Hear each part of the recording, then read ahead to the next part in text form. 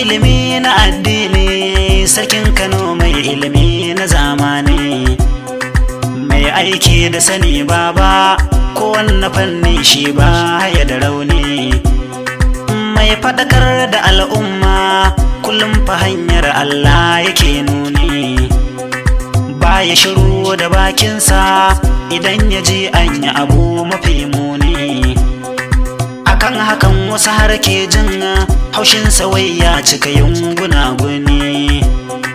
Mu dai mun fahimce ka, akan hakin mu kar dai ka saurara sarkin Kanawa. Kafi gaban karo bango, Malam Muhammadu Sunusi na biyu, rai da dai daren sarki, uban maza ta kawar ka lafiya. Ka ci gari suna kallo, su ja su gyale maka mai bakan dago hasken Kanawa. Allah mun yi roƙonka, ka ƙara kare mana wanga bawanka. Sarki Muhammadu Sunusi mai takama har kullum da yardarka, kare tsare shi duk sharrin mahassada magiya ba shi sulkinka.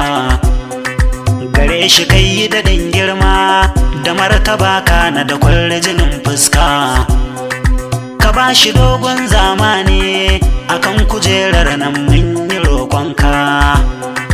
Malam Muhammadu Sunusi, Allah ya ida nufinka bakan dabo hasken Kanawa. Kafi gaban karo bango, Malam Muhammadu Sunusi na biyu, rai da dai daren sarki, uban maza ta kamar ka lafiya. Ka ci gari suna kallo, su ja su gyale maka mai bakan dago